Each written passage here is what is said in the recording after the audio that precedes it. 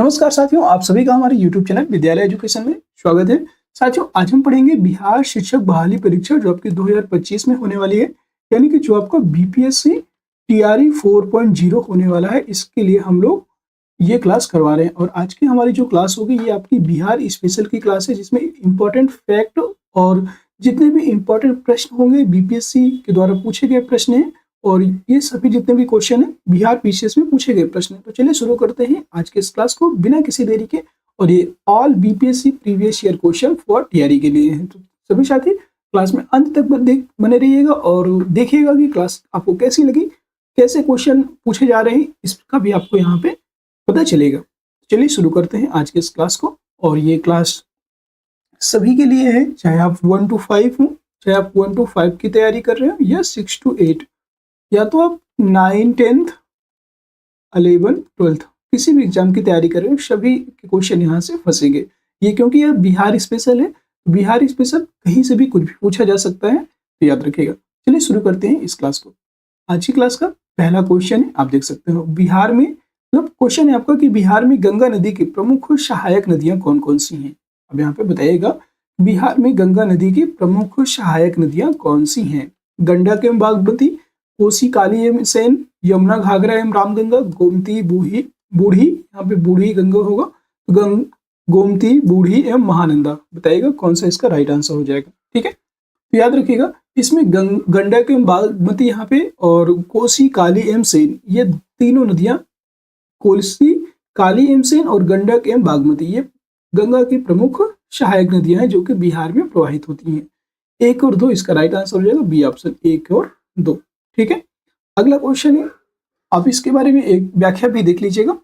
बिहार में गंगा नदी की प्रमुख सहायक नदियां गंडक, बागमती, कोसी, काली तथा सोन नदियां हैं। बिहार में पटना जिले में गंगा नदी की लंबाई सबसे ज्यादा है। यमुना नदी गंगा की सबसे बड़ी सहायक नदी है जो कि प्रयागराज के संगम में मिलती है। गंगा की सहायक नदियां कौन कौन सी हैं? बाएं से अगर देखेंगे तो सबसे पहले गोमती, घाघरा, गंडक, बूढ़ी गंडक, कोसी, महानंदा और रामगंगा और गर्रा, ये सभी गंगा की सहायक नदियां हैं। दाएं से देखेंगे तो यमुना हो जाएगा, यमुना, सोन, पुनपुन, फल्गु, चंदन, अजय, दामोदर, रूपनारायण, तमसा, ये जो है दाएं से गंगा की प्रमुख सहायक नदियां हैं। अगला प्रश्न, क्वेश्चन नंबर 2, किस तारीख को उड़ीसा को बिहार के पृथक कर प्रांत का दर्जा दिया गया? कहने का तात्पर्य है कि बिहार से उड़ीसा को कब अलग किया गया है। याद रखिएगा 1 अप्रैल 1936 को, बी ऑप्शन करेक्ट हो जाएगा। 1 अप्रैल 1936, ये आपका बीपीएससी एलडीसी मेंस एग्जाम 2022 में पूछा गया था। 1 अप्रैल 1936 को बिहार को उड़ीसा से पृथक करके प्रांत का दर्जा दिया गया था। 22 मार्च 1912 को बिहार और उड़ीसा बंगाल से अलग हुए थे। वर्तमान में उड़ीसा की राजधानी भुवनेश्वर है। उड़ीसा की राजधानी है भुवनेश्वर, जबकि बिहार की राजधानी की बात करेंगे तो सभी जानते हैं बिहार की राजधानी है पटना। और 22 मार्च को बिहार का, जबकि 1 अप्रैल को उड़ीसा का स्थापना दिवस मनाया जाता है। तो याद रखेगा, यहाँ से आपको एक क्वेश्चन और पता चल गया कि बिहार का जो बिहार दिवस है ये कब मनाया जाता है। ये बिहार का स्थापना दिवस 22 मार्च को मनाया जाता है। और उड़ीसा की बात करेंगे तो 1 अप्रैल को उड़ीसा का स्थापना दिवस मनाया जाता है। क्वेश्चन नंबर 3, अधिकतम कर उद्योग किस जिले में है? अधिकतम कर उद्योग की बात करेंगे, यह किस जिले में है? ठीक है, किशनगंज, दरभंगा, पूर्णिया, उपयुक्त में से कोई नहीं। और यहाँ पे अधिकतम कर उद्योग नहीं, ये गलत क्वेश्चन हो जाएगा, कर नहीं होगा यहाँ पे। तो ये उपयुक्त विकल्पों को आधार बनाते हुए बिहार लोक सेवा आयोग ने इस प्रश्न को रद्द भी कर दिया था। ये क्वेश्चन थोड़ा सा यहाँ पे गलत हुआ है। अधिकतम कर उद्योग किस जिले में है, ये क्वेश्चन आपका यहाँ पे गलत हो जाएगा। ठीक है, ये क्वेश्चन को हम गलत मानते हैं क्योंकि बिहार लोक सेवा आयोग ने भी इसे रद्द कर दिया था। अगला प्रश्न है क्वेश्चन नंबर 4, निम्नलिखित में से कौन सा एक बिहार की अर्थव्यवस्था के मामले में सही है? ये बताना है कौन सा एक अर्थव्यवस्था के मामले में बिहार की सही है। पहला ऑप्शन है अर्थव्यवस्था का व्यवसायिक ढांचा ऊपर से स्थिर है। तो ऊपर से स्थिर है, ये एकदम सही इसका कॉन्सेप्ट है। और भारत में सबसे कम विकास दर में से एक है जो कि 2.5% है। यहाँ पे देखा जाए तो भारत में जो सबसे कम विकास दर में से एक है, ये थोड़ा सा यहाँ पे देखने लायक होगा क्योंकि जो भारत में बिहार की विकास दर है ना, तो वर्तमान में सबसे अधिक है। ये आपके यहाँ पे गलत हो जाएगा। और इसके अगले पॉइंट को फिर चलेंगे तो बिहार में अधिकतम प्राथमिक वस्तुओं का उत्पादन होता है, ये कथन भी सही है। उपयुक्त में से एक से अधिक, उपयुक्त में से कोई नहीं। तो इसका राइट आंसर हो जाएगा उपयुक्त में से एक से अधिक। देख लीजिए, ये आपका 68 बीपीएससी प्री 2022 में 12/2/2023 को पूछा गया था। दिए गए विकल्पों में बिहार की अर्थव्यवस्था के मामले में कौन कौन से सही है? बिहार की अर्थव्यवस्था का व्यवसायिक ढांचा ऊपर से स्थिर है, पहला सही था। बिहार की अर्थव्यवस्था भारत में सबसे तीव्र गति से विकास करने वाली अर्थव्यवस्थाओं में से एक है, तो वहां पे उसमें बोला कि सबसे कम है, तो ये गलत हो जाएगा। सबसे तीव्र गति से विकास कर रहा है बिहार की अर्थव्यवस्था। और बिहार ने वित्तीय वर्ष 2019-20 में दोहरे अंकों में विकास दर दर्ज की है, और जो राष्ट्रीय स्तर पर विकास दर के दोगुने से भी अधिक है। बिहार में 19-20 के द्वितीय वर्ष में विकास दर 10.5% दर्ज की गई, जबकि इस अवधि के दौरान यह राष्ट्रीय स्तर पर 4.2% थी। वहां पे 2.4 लिखा था, और याद रखिएगा जो आपका क्वेश्चन मेन है इसमें 4.2% दर्ज की गई है। अगला प्रश्न है आपका क्वेश्चन नंबर 5। इस बजट में वित्त मंत्री ने उदारीकृत विनिमय दर प्रबंधन प्रणाली की घोषणा की है। इसमें यूनियन बजट 1992-93 यूनियन जो बजट हुआ था उसमें उदारीकृत विनिमय दर प्रबंधन प्रणाली की घोषणा की गई थी। सी ऑप्शन करेक्ट हो जाएगा। और ये 68 बीपीएससी प्री 2022 में पूछा गया है। देखिए पुराना क्वेश्चन है, लेकिन ये अभी भी पूछा गया है। इसका मतलब ये कहे कि ये इंपॉर्टेंट प्रश्न है। ठीक है। भुगतान संतुलन पर गठित उच्च स्तरीय समिति सी रंगराजन की सिफारिशों के आधार पर मार्च 1992 में उदारीकृत विनिमय दर प्रबंधन प्रणाली की स्थापना की गई, और जिसमें दोहरी विनिमय दर शामिल था। बाजार निर्धारित विनिमय दर प्रणाली में परिवर्तन को सक्षम करने के लिए यह प्रारंभिक कदम था। अगला प्रश्न है क्वेश्चन नंबर 6। श्री कृष्ण सिंह द्वारा गठित बिहार की नवनिर्वाचित जो सरकार ने फरवरी 1938 में किस कारण से इस्तीफा दे दिया था? तो कृष्ण सिंह जी की सरकार है, इसने किस कारण से इस्तीफा दिया था? गांधी जी द्वारा ब्रिटिश के विरुद्ध सत्याग्रह आंदोलन के कारण नहीं, भारत की आजादी के आंदोलन में भाग लेने के कारण, ये भी गलत है। राजनीतिक कैदियों को छोड़ने के कारण, राजनीतिक जो कैदी थी उनके छोड़ने के कारण ही जो है इन्होंने इस्तीफा दे दिया था। सी ऑप्शन राइट हो जाएगा। ये आपका 68 बीपीएससी प्री 2022 में क्वेश्चन पूछा गया था। इसका व्याख्या देख लीजिएगा। श्री कृष्ण सिंह द्वारा गठित बिहार की निर्वाचित सरकार ने फरवरी 1938 में राजनीतिक कैदियों को छोड़ने के कारण इस्तीफा दे दिया। वर्ष 1937 में जब श्री कृष्ण सिंह ने पहला कांग्रेस मंत्रालय बनाया तो उन्होंने राजनीतिक कैदियों को रिहा करने की मांग की, और उनके मंत्रालय ने वायसराय पर दबाव बनाने के लिए 15 फरवरी 1938 को इस्तीफा दे दिया। वायसराय ने बाद में मांगों को मान लिया और योगेंद्र शुक्ला को मार्च 1938 में अन्य राजनीतिक कैदियों के साथ रिहा कर दिया। इसलिए यही एक ऑप्शन होता है सही, राजनीतिक कैदियों को छोड़ने के कारण। अगला प्रश्न है क्वेश्चन नंबर 7। साथियों किसी क्वेश्चन में डाउट होता है, ये सारे घटना चक्र से लिए गए प्रश्न है, तो आपका इसी के साथ साथ आपका घटना चक्र के ही और प्रीवियस ईयर बिहार पीसीएस के प्रीवियस ईयर क्वेश्चन भी यहाँ पे कंप्लीट हो जाएंगे। अगला प्रश्न है किसने चंपारण सत्याग्रह के दौरान बिहार में गांधी जी की जान बचाई थी?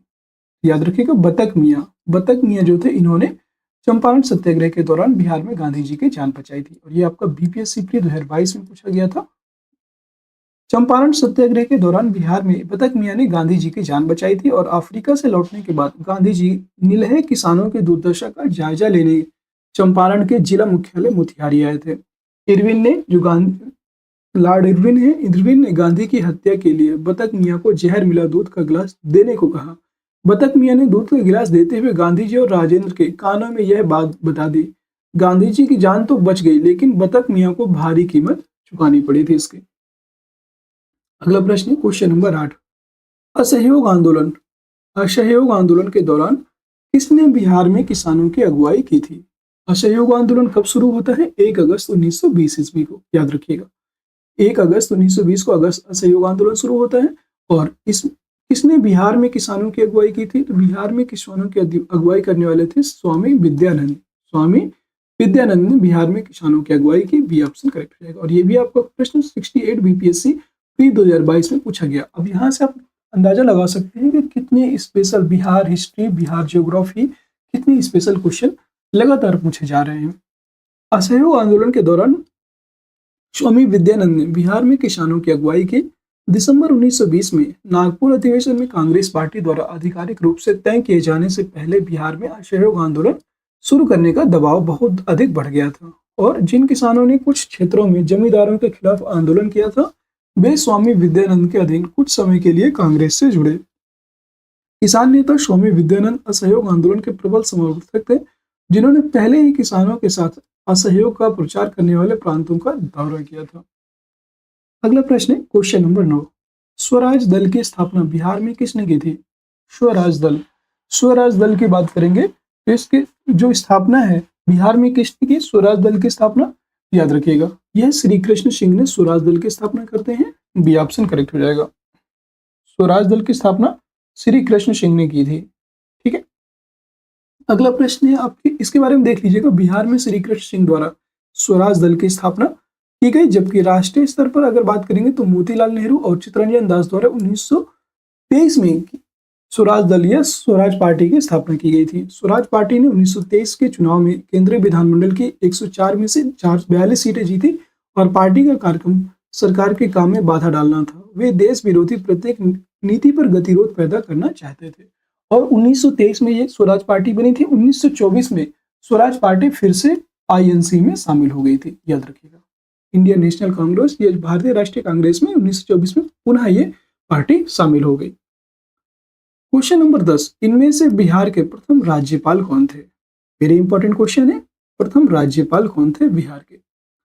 याद रखिएगा, बिहार के प्रथम राज्यपाल की बात करेंगे sir Maurice Garnier Hallett, sir James David Sifton, sir Hugo Dow. उपयुक्त में से एक सही कि उपयुक्त में से कोई नहीं। ये आपको 68 बीपीएससी प्री 2022 में क्वेश्चन पूछा गया था और याद रखिएगा इसका राइट आंसर हो जाएगा sir James David Sifton. B option correct हो जाएगा। सर जेम्स डेविड सिम्पटन एक ब्रिटिश सिविल सेवक थे और जिन्होंने उड़ीसा के विभाजन 1936 के पश्चात बिहार प्रांत के प्रथम राज्यपाल के रूप में कार्य किया। सर जेम्स डेविड सिम्पटन, ठीक है। और उल्लेखनीय है कि स्वतंत्रता के पश्चात बिहार का प्रथम राज्यपाल जयराम दास दौलत राम थे। स्वतंत्रता के पश्चात की बात करेंगे तो बिहार के प्रथम राज्यपाल कौन बने? जयराम दास दौलत राम। तथा वर्तमान में राजेंद्र विश्वनाथ आर्लेकर को इस पद पर फरवरी 2023 में नियुक्त किया गया, याद रखिएगा। अगला प्रश्न है question number 13, Mahatma Gandhi and Bihar some reminiscences के लेखक कौन थे? Mahatma Gandhi and Bihar some reminiscences के लेखक कौन थे? याद रखिएगा डॉक्टर राजेंद्र प्रसाद। ये ऑप्शन करेक्ट हो जाएगा। ये तो बिहार के ही है और बहुत इंपॉर्टेंट है ये बिहार के परिप्रेक्ष्य से। 68 बीपीएससी प्री 2022 में क्वेश्चन पूछा गया है। महात्मा Gandhi and Bihar some reminiscences के लेखक थे डॉक्टर राजेंद्र प्रसाद। इनके द्वारा लिखी गई कुछ अन्य पुस्तकें भी थी, आप देख लीजिएगा। चंपारण में सत्याग्रह, ये इन्हीं की पुस्तक है, राजेंद्र प्रसाद जी की। इंडिया डिवाइडेड, उनकी आत्मकथा है, आत्मकथा। बापू के कदमों में इत्यादि, ये सभी इनकी प्रमुख पुस्तकें हैं। उल्लेखनीय कि डॉक्टर राजेंद्र प्रसाद का जन्म कब हुआ? 3 दिसंबर 1864 ईस्वी को बिहार के सिवान जिले के जीरादेई में हुआ और इनका निधन की बात करेंगे तो 28 फरवरी 1963 को हुआ था। इन्हें स्वतंत्रता के पश्चात भारत के पहले राष्ट्रपति के रूप में चुना गया। अब देखा जाए तो देखिए 1864 में इनका जन्म हुआ और 1963 में इनकी मृत्यु हुई। तो यहाँ से आप याद रखेंगे 99 मतलब 99 साल की उम्र में इनका निधन हुआ। यहाँ से एक चीज आपको याद हो जाएगी। और 3 दिसंबर 28 फरवरी, ये थोड़ा सा आपको डेट याद रखनी है अगर आपसे कभी पूछ लेता है। कहाँ इनका जन्म हुआ? बिहार के सिवान जिले के जीरादेई में इनका जन्म हुआ था, याद रखिएगा। और ये स्वतंत्रता पश्चात भारत के प्रथम राष्ट्रपति थे। अगला प्रश्न क्वेश्चन नंबर 12, बिहार का सबसे पुराना गिरजाघर कौन सा है? अगर गिरजाघर की बात करते हैं तो बिहार का सबसे पुराना गिरजाघर है पादरी की हवेली। ये ऑप्शन राइट हो जाएगा, पादरी की हवेली। ये भी आपका 68 बीपीएससी प्री 2022 में क्वेश्चन पूछे गए। जितने भी 2022 में क्वेश्चन पूछे गए हैं बिहार स्पेशल से, वो सभी क्वेश्चन आपको यहाँ पे करवाए जा रहे हैं, ठीक है। अगला प्रश्न है आपका, इसी के देखिए इसका व्याख्या देख लीजिएगा। बिहार का सबसे पुराना गिरजाघर पादरी की हवेली है और वर्ष 1713 में पटना में इसकी स्थापना की गई थी। स्थापना के दौरान यह एक छोटा सा चर्च था जिसका बाद में पुनर्निर्माण के समय विस्तार किया गया और इसे सेंट मैरी चर्च के नाम से भी जाना जाता है। तो अभी अगर आपसे क्वेश्चन पूछ ले कि पादरी की हवेली को वर्तमान में किस नाम से भी जाना जाता है, तो याद रखिए सेंट मैरी चर्च के नाम से भी इसको जाना जाता है। क्वेश्चन नंबर 13, दिवंगत अभिनेता कुमुदलाल गांगुली, जिन्हें उनके मंचीय नाम अशोक कुमार से भी जाना जाता है, और इनका जन्म बिहार के निम्नलिखित में से किस शहर में हुआ था, ये बताना है। जो मंचीय नाम अशोक कुमार है और इनका वैसे नाम है कुमुदलाल गांगुली। यह जो है भागलपुर है शहर से है, बिहार के भागलपुर शहर से संबंधित है। सी ऑप्शन करेक्ट हो जाएगा, ठीक है। यह आपका 68 बीपीएससी प्री 2022 में पूछा गया। अशोक कुमार का जन्म 13 अक्टूबर 1911 को भागलपुर बिहार में हुआ था और इनका वास्तविक नाम कुमुदलाल गांगुली था। इन्होंने लगभग 275 फिल्मों में काम किया और जिसमें अछूत कन्या, हावड़ा ब्रिज, पाकीजा, जेवेल थीप इत्यादि शामिल हैं। वर्ष 1988 में इन्हें दादा साहब फाल्के पुरस्कार से भी सम्मानित किया गया। तो ये बहुत इंपॉर्टेंट हो जाता है। ये क्वेश्चन आपसे पूछा जा सकता है इस बार की टीआरई में कि अशोक कुमार जी को किस वर्ष दादा साहेब फाल्के पुरस्कार दिया गया, ये कौन सा पुरस्कार दिए गए, दोनों चीज पूछे जा सकते हैं। तो याद रखिएगा 1988 में अशोक कुमार, जिनका मूल नाम था कुमुदलाल गांगुली, इनको दादा साहेब फाल्के पुरस्कार दिया गया है। अगला प्रश्न है आपका क्वेश्चन नंबर 14। 1940 में पटना महिला विश्वविद्यालय या महिला महाविद्यालय की स्थापना निम्नलिखित में से किस समाज द्वारा की गई थी? याद रखिएगा यह किसके द्वारा किया गया था? Sisters of the apostolic Carmel, इनके द्वारा इसकी स्थापना की गई थी। ये ऑप्शन राइट हो जाएगा, sisters of the apostolic Carmel. Important प्रश्न है। और 1940 में ही पटना महिला विश्वविद्यालय की स्थापना होती है, ये भी आप यहाँ पे याद रखिएगा। 68 बीपीएससी प्री 2022 में पूछा गया। 1940 में sisters of the apostolic Carmel समाज द्वारा पटना महिला विश्वविद्यालय या महाविद्यालय की स्थापना की गई। यह बिहार में महिलाओं की शैक्षिक आवश्यकताओं को पूरा करने के लिए खोला गया उच्च शिक्षा का पहला संस्थान था। नेक्स्ट प्रश्न, क्वेश्चन नंबर 15। पहला तैरता हुआ सौर ऊर्जा संयंत्र बिहार में किस स्थान पर बनाया गया है? इंपॉर्टेंट प्रश्न है, सभी साथी ध्यान से देखिएगा।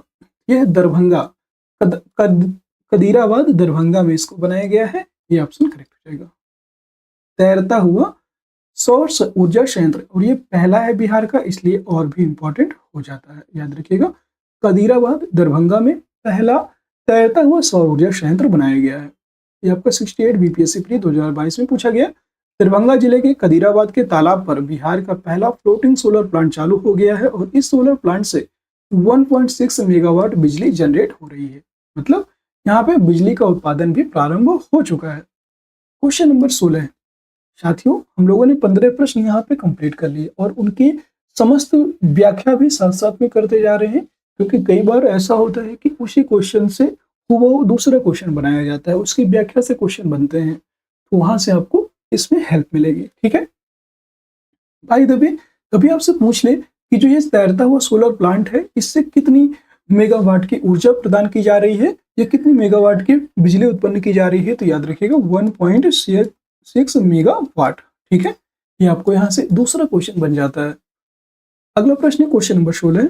वर्ष 2019 से 2020 के आर्थिक सर्वेक्षण के अनुसार किस जिले की प्रति व्यक्ति आय सबसे कम है?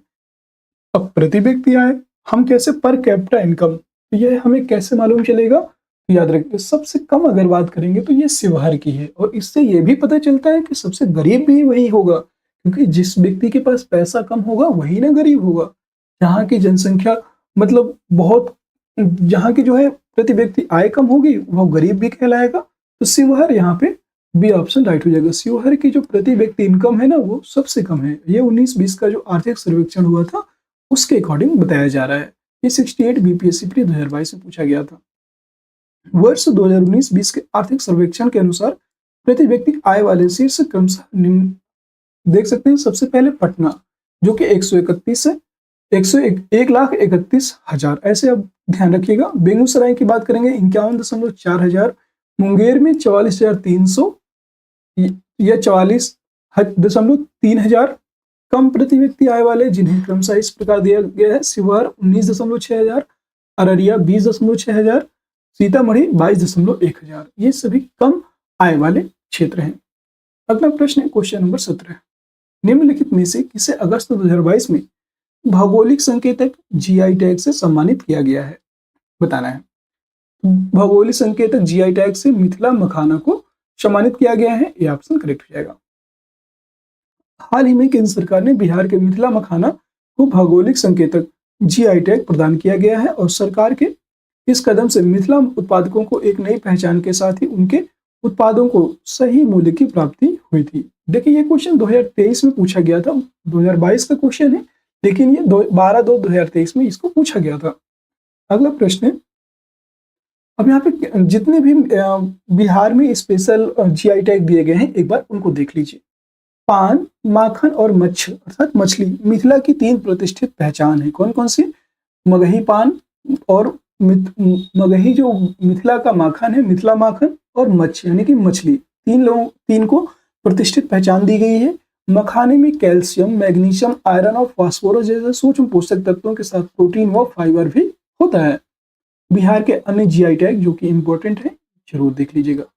भागलपुरी जर्दालू आम, कतरनी चावल, मगही पत्ते जो पान होता है, शाही लीची, सिलाओ खाजा एक स्वादिष्ट व्यंजन होता है, और मधुबनी चित्रकला, इन सभी को जीआई टैग दिया गया है। जीआई टैग यानी कि भौगोलिक इंडिकेशन, ये भौगोलिक सूचक होते हैं। Question number 18, business reforms action plan, business reforms action plan BRAP द्वारा वर्ष 2020 में व्यापार करने में आसानी में बिहार ने 36 राज्यों में से डैश रैंक हासिल की। 36 राज्यों में बिहार के द्वारा कौन सी रैंक हासिल की है? बिहार का स्थान इसमें 26वां था। याद रखिएगा, बिहार ने इसमें 26वीं रैंक हासिल की थी, जो कि उपयुक्त में से कोई नहीं। ये ऑप्शन हो जाएगा उपयुक्त में से कोई नहीं।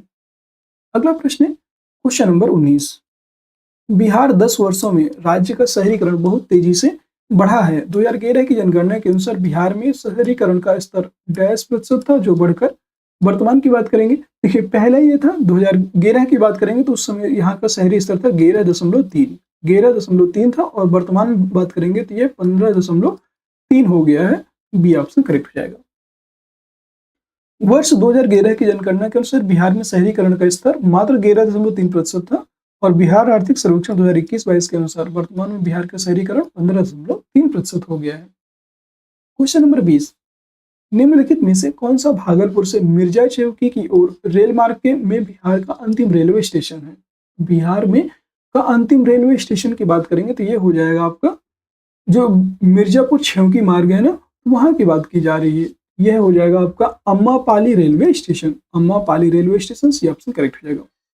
पूर्वी रेल जोन का अम्मापाली रेलवे स्टेशन भागलपुर से मिर्जा चौकी की ओर रेल मार्ग में बिहार का अंतिम रेलवे स्टेशन है। अगला प्रश्न है आपका क्वेश्चन नंबर 21, बिहार में खनिज उत्पादन के संदर्भ में निम्नलिखित कथनों पर विचार कीजिए। जो खनिज उत्पादन है इनके संदर्भ में निम्नलिखित कथन को बताना है। रोहतास में पायराइट का सर्वाधिक भंडार पाया जाता है, क्या ये सही है? यहाँ पे बताना है आपको, ठीक है। रोहतास में जो पायराइट का सर्वाधिक उत्पादन पाया जाता है, सही है। चूना पत्थर कैमूर, भभुआ, मुंगेरियम रोहतास जिलों में पाया जाता है, ये भी सही है। और जमुई जिले में सोने के भंडार पाए जाते हैं, ये कथन भी आपका सही है। इसके तीनों कथन लगभग सही हैं, तो इसका राइट आंसर हो जाएगा उपयुक्त में से एक से अधिक।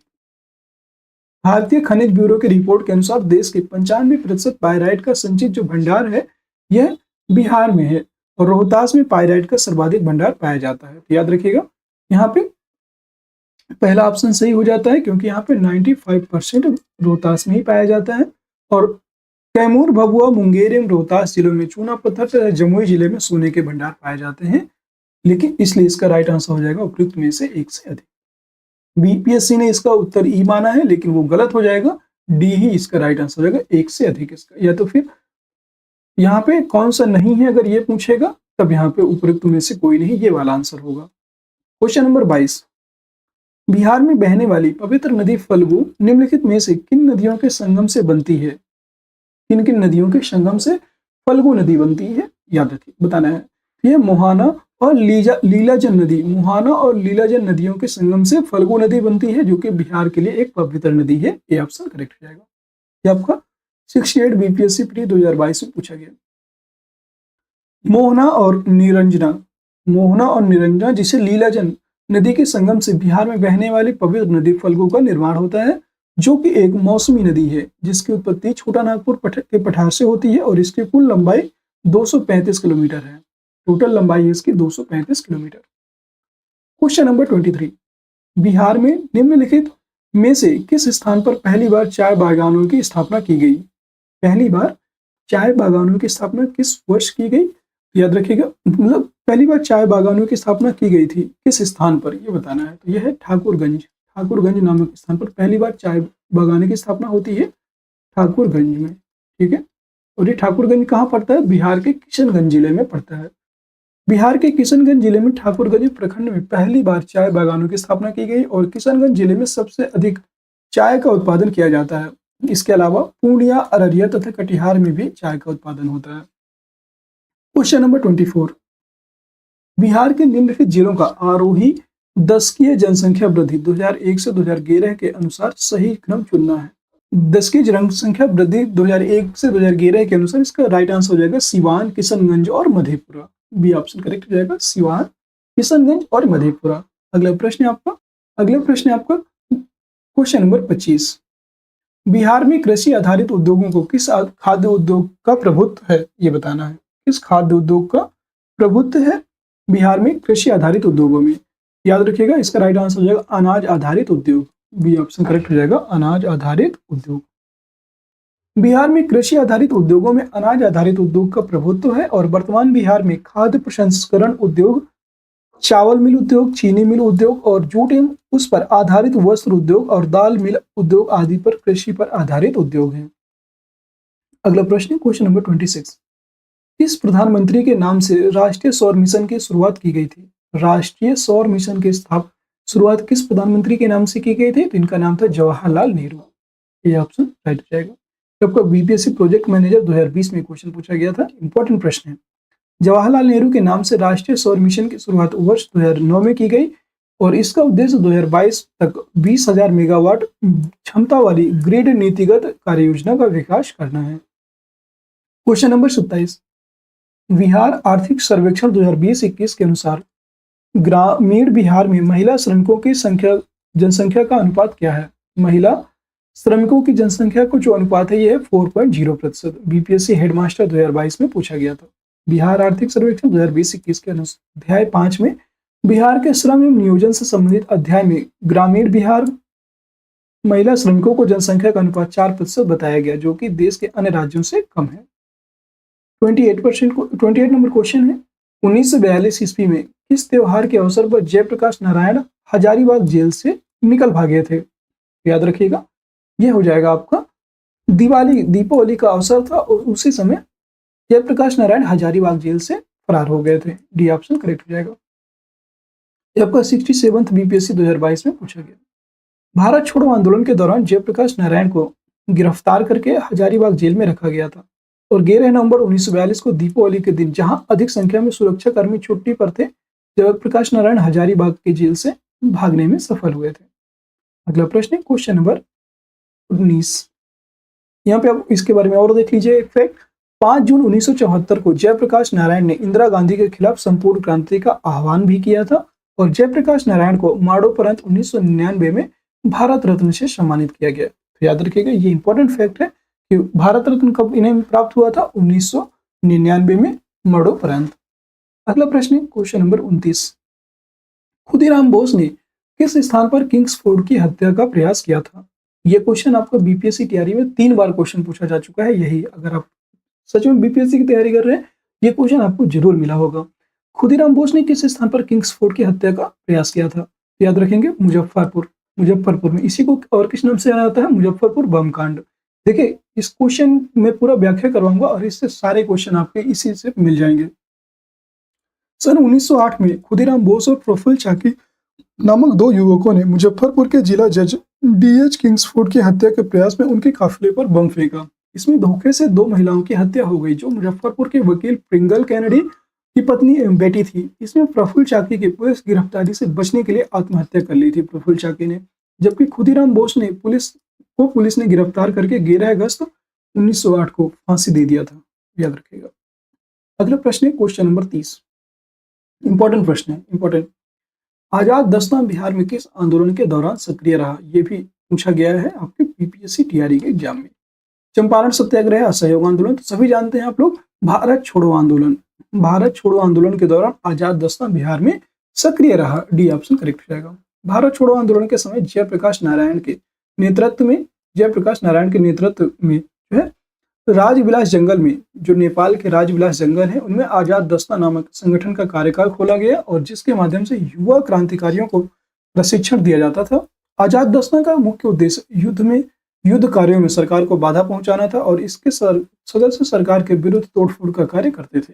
क्वेश्चन नंबर 31 है, 1946 ईस्वी में गठित अंतरिम सरकार के मंत्रिमंडल में श्रम विभाग किसे सौंपा गया था? जगजीवन राम, डॉक्टर राजेंद्र प्रसाद, डॉक्टर अनुग्रह नारायण सिंह, सैयद अली जाहिर, उपयुक्त में से कोई नहीं है, एक से अधिक। आपको 67वीं बीपीएससी प्री 2022 को पूछा गया था।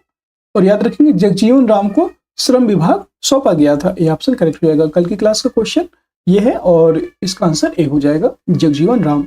2 सितंबर 1946 को एक ब्रिटिश उपनिवेश से एक स्वतंत्र गणराज्य में देश के संक्रमण की निगरानी के लिए भारत की अंतरिम सरकार का गठन किया गया था। अंतरिम सरकार में जवाहरलाल नेहरू को कार्यकारी परिषद के उपाध्यक्ष, विदेश मामले एवं कॉमनवेल्थ संबंध, जबकि बिहार के जगजीवन राम को श्रम विभाग दिया गया था। तो यहाँ से कंफर्म हो जाएगा श्रम विभाग। क्वेश्चन नंबर 32 है, बिहार के आर्थिक सर्वेक्षण 2021-22 के अनुसार गलत कथन को चुनना है। बिहार में प्राथमिक क्षेत्र में 2.3% की दर से वृद्धि हुई है। बिहार के द्वितीय क्षेत्र में 4.8% की वृद्धि प्रतिशत की दर से वृद्धि हुई है। यह बिहार के तृतीय क्षेत्र में 8.5% की उच्चतम दर से वृद्धि हुई है, यह बढ़ा था। तो याद रखेंगे बिहार का जो तृतीय क्षेत्र है ये 8.5% की उच्चतम दर से बढ़ा था और इसके बिहार के प्राथमिक क्षेत्र में 2.8% की दर से वृद्धि हुई थी। ये कथन एकदम सही है, ठीक है। बिहार का जो प्राइमरी सेक्टर है उसमें 2.8% की वृद्धि हुई थी और यही आपका सही हो जाएगा। तो बिहार के आर्थिक सर्वेक्षण 2021-22 के अनुसार बिहार में प्राथमिक क्षेत्र में 2.3% की, द्वितीय क्षेत्र में 4.8% की और तृतीय क्षेत्र की बात करेंगे तो इसमें 8.5% की उच्चतम वृद्धि हुई थी और इसका राइट आंसर हो जाएगा डी ऑप्शन, ठीक है। अगला प्रश्न है क्वेश्चन नंबर 33 है, शहरीकरण के बढ़ते स्तर के अनुसार बिहार के निम्न जिलों का सही क्रम चुनिए।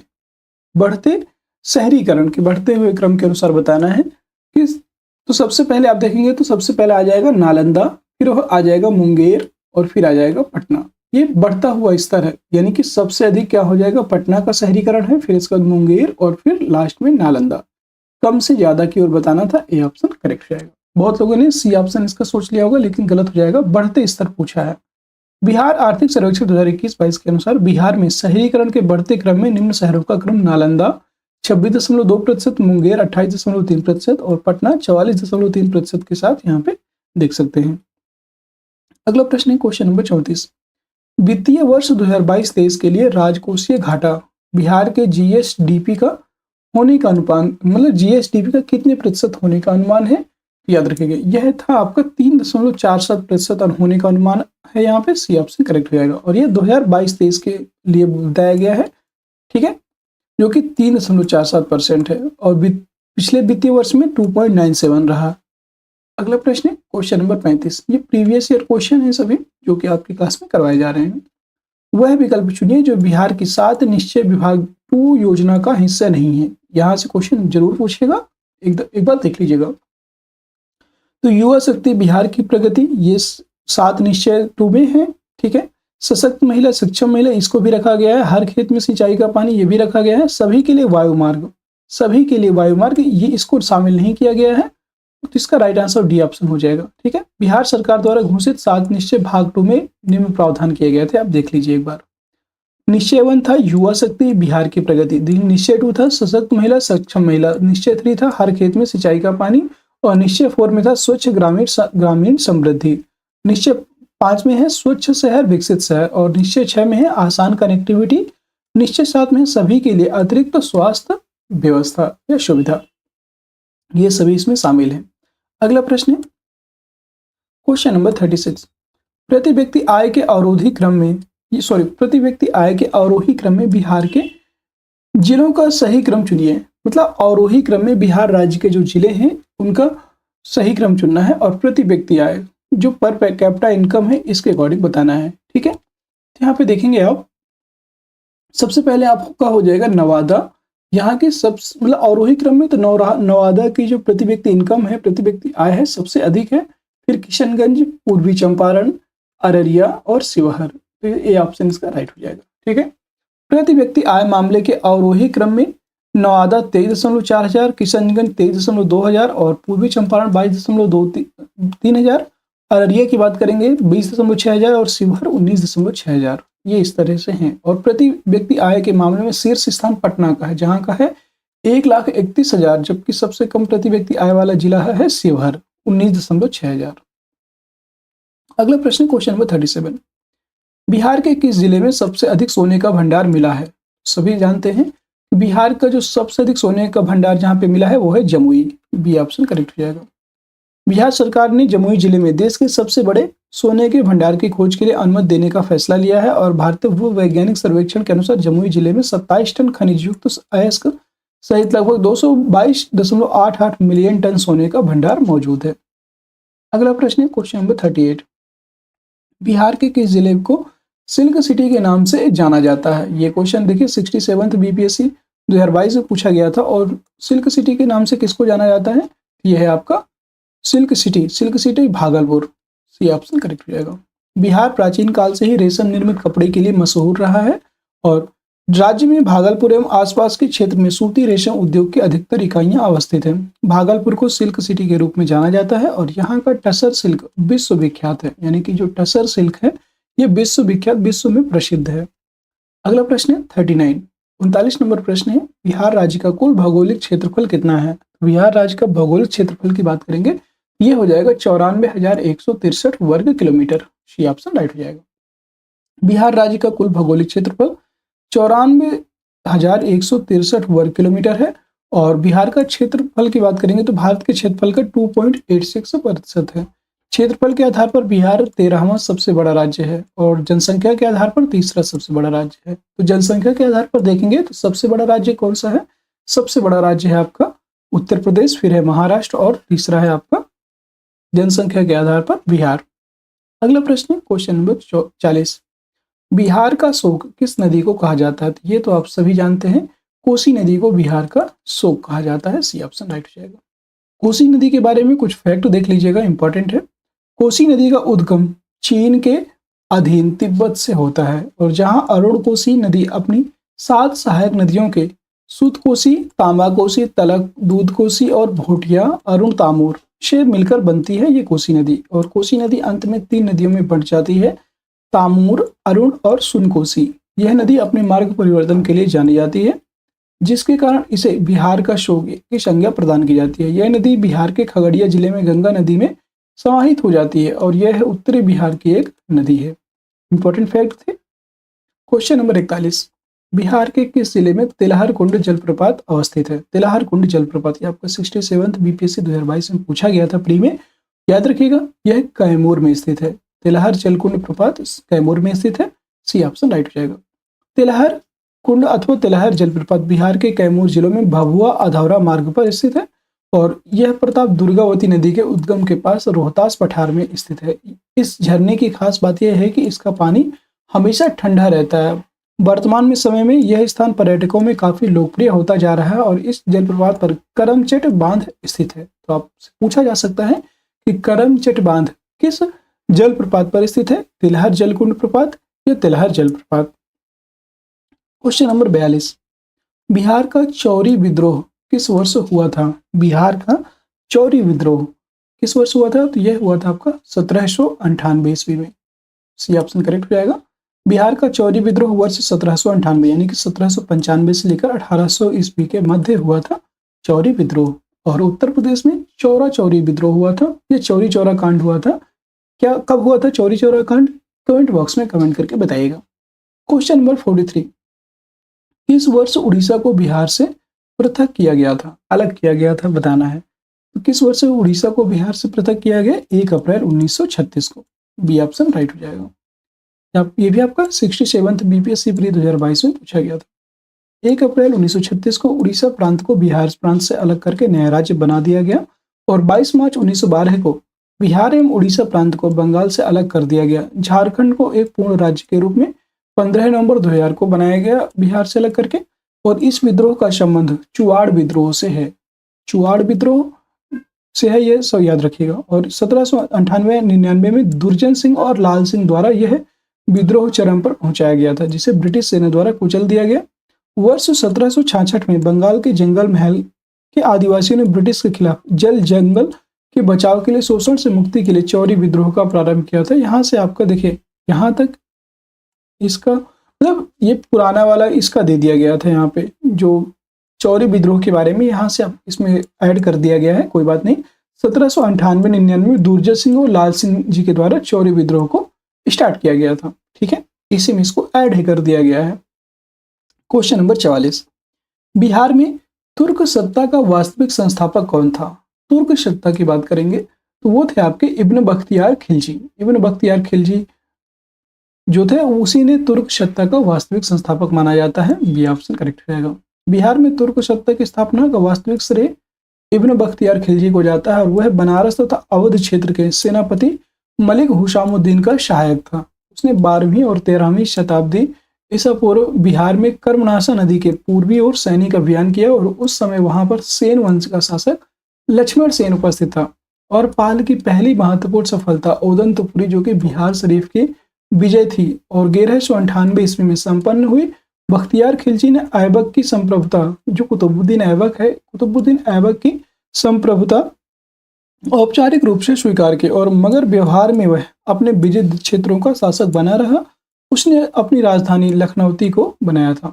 अगला प्रश्न है क्वेश्चन नंबर 45, बिहार के प्रथम भारतीय गवर्नर कौन थे? बिहार के प्रथम भारतीय गवर्नर की बात करेंगे, यह कौन थे? ये थे आपके सत्येंद्र प्रसन्न सिन्हा। ये ऑप्शन करेक्ट हो जाएगा, सत्येंद्र प्रसन्न सिन्हा। सत्येंद्र प्रसन्न सिन्हा ने भारतीय संविधान में संशोधन के लिए मॉन्टेग्यू चेम्सफोर्ड प्रस्तावों के आधार पर बने भारत सरकार अधिनियम 1919 को हाउस ऑफ लॉर्ड्स में पारित करवाया और वर्ष 1920 में इन्हें बिहार और उड़ीसा का गवर्नर नियुक्त किया गया था। ब्रिटिश शासन में इस पद पर आसीन होने वाले पहले भारतीय थे सत्येंद्र प्रसन्न सिन्हा।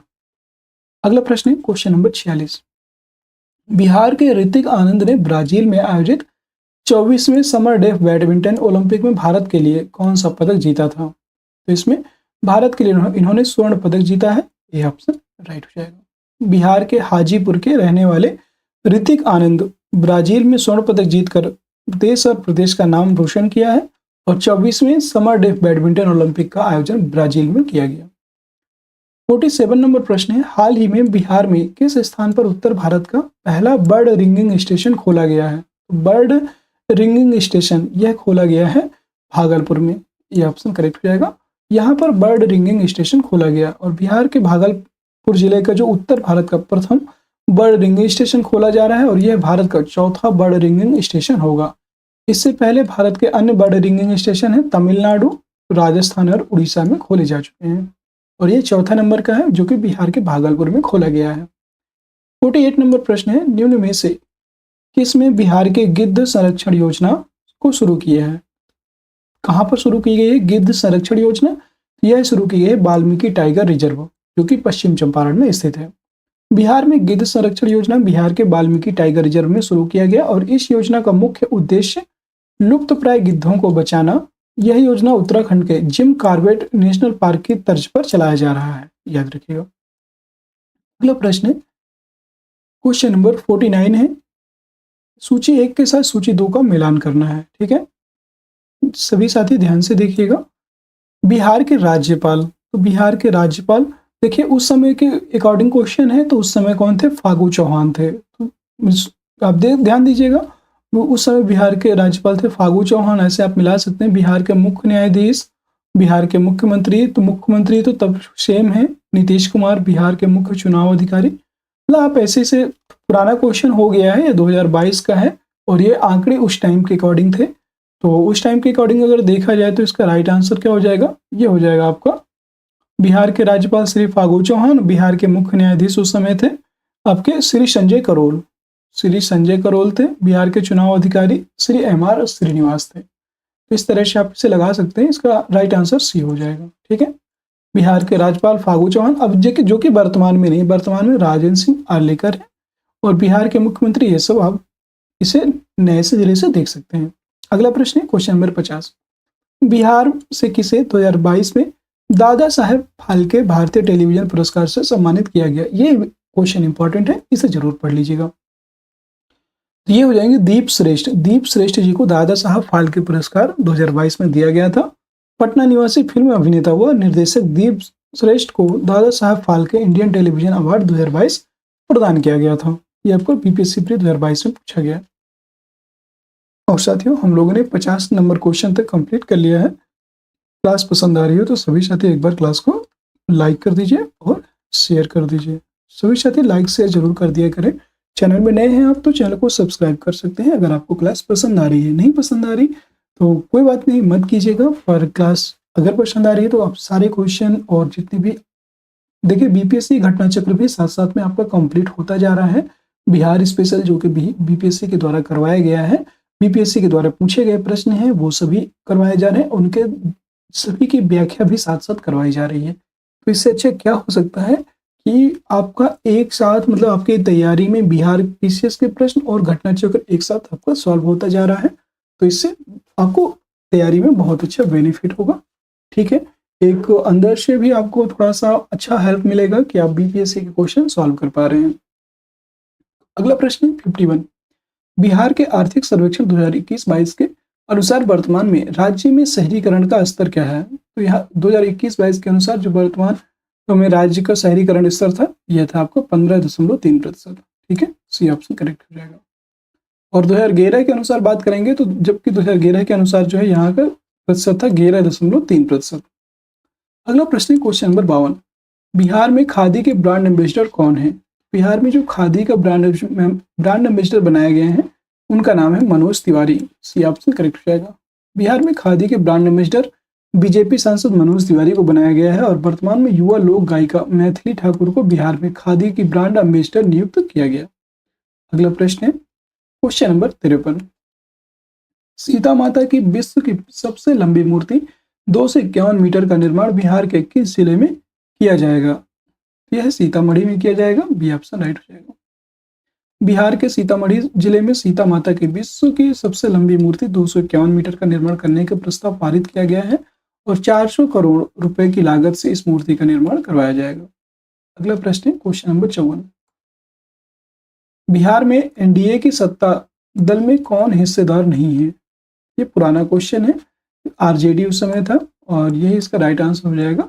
ठीक है, ये पुराना क्वेश्चन है। क्वेश्चन नंबर 55, बिहार की अर्थव्यवस्था किस क्षेत्र पर आधारित है? ये क्वेश्चन हमेशा आपसे पूछा जाएगा, मतलब ऐसा क्वेश्चन है जो कि कभी भी पूछा जा सकता है, इंपॉर्टेंट प्रश्न है। मतलब बिहार की अर्थव्यवस्था से है कि किस क्षेत्र पर आधारित है, तो सभी जानते हैं यह कृषि क्षेत्र पर आधारित है। ये ऑप्शन करेक्ट हो जाएगा। बिहार एक जो है कृषि पर आधारित है, पूरा का पूरा बिहार की अर्थव्यवस्था कृषि क्षेत्र पर आधारित है। बिहार के सकल राज्य घरेलू उत्पाद में प्राथमिक क्षेत्र का जो प्रतिशत हिस्सा है 2021-22 में 26% है, जबकि वर्ष 2020-21 में यह 19.2% था। वर्ष 2012 से अब तक बिहार राज्य ने 5 कृषि कर्मण पुरस्कार जीत चुके हैं और बिहार में कृषि उत्पादन में नियोजित जनसंख्या का प्रतिशत लगभग 80% है, जो राष्ट्रीय औसत से बहुत अधिक है।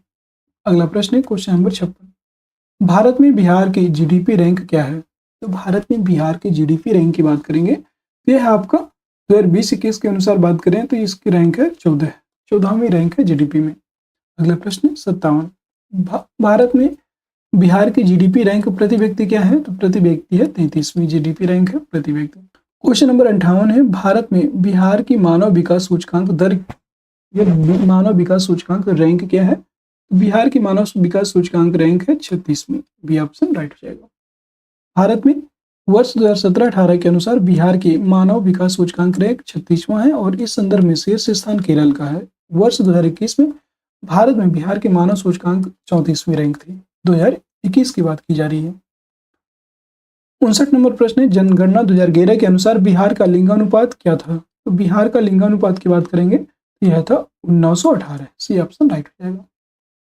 जनगणना 2011 के अनुसार बिहार राज्य का लिंगानुपात 918 है, जबकि बिहार का सर्वाधिक लिंगानुपात वाला जिला गोपालगंज है, जिसका लिंगानुपात 1021 है। मुंगेर न्यूनतम 876 लिंगानुपात वाला जिला है।